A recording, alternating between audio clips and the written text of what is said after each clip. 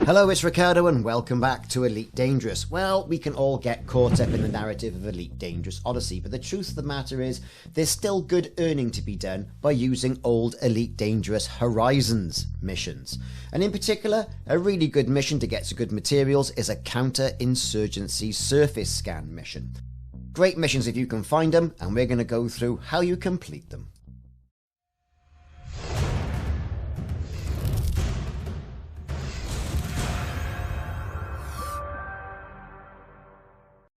Now for those players who have come up through the game through Elite Dangerous Horizons, the Engineers, Beyond, the Guardians and all the rest of it, will be familiar with these sort of outposts.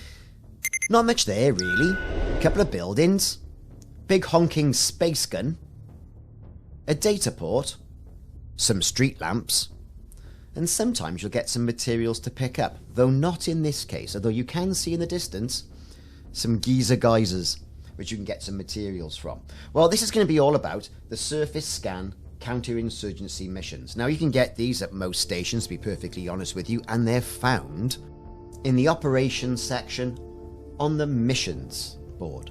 Now, as you can see, counter-insurgency surface scan missions, great, you go in, scan the nav beacon, get the data, deliver it back to the source of origin. In this case, this counter-insurgency mission is based out of Carpenter, and it says you require an SRV. Well, not really. Anyway, we've got our DBX with an SRV all kitted out, and we're going to get ourselves over to the destination system. It's not too far, and we typically find them within about 15 to 20 light years of the actual originating mission board. So, here we are, we've got it, we're going to plot our map. There it is, just a short hop away, and we're going to get into system. Once in system, I always make it a point to go in there and scan the system. Yes, you can honk your horn, but also you'll get more exploration data if you go in and scan that good old nav beacon. Once you scan the nav beacon, it's going to reveal to you the planet of the mission destination. Once you've got that, make your way over to the planet.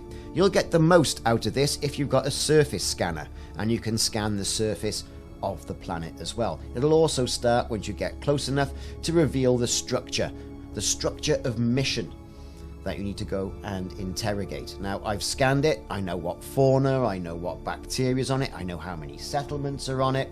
That planet is mapped, and all this is going to add to my Elite Dangerous exploration ranking. Now, this artificial structure, as you can see here, is on the other side of the planet, and I'm starting my descent. Now, getting a good angle of descent will ensure your glide will drop you out really close to the surface without too much boosting and messing about, and it makes things go a little bit easier. Once there, and you can see in the distance the artificial structure and its surrounding buildings, it's a pretty simple base. Generally, I'm a bit cautious of these guns, so I tend to land just outside of whatever exclusion zone there may be for these missions. However, for this particular mission, there isn't an exclusion zone. The guns are dormant.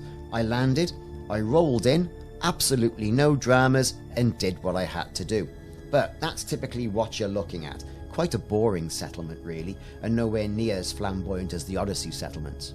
So, into the SRV now, and let's go for a bit of a trundle around. Now, I know what you're all thinking. Oh, well, you can do this without an SRV, Ricardo. And exactly you can, and we're going to come on to that a little bit later on in this video. So we're in our Scarab SRV, 4 tons of cargo capacity on the Scarab. We're going to have a good old trundle around, get past the cut-off zone of the ship, which allows us then to deploy the turret, and we're going to go and scan the data portal. Quite simple, really.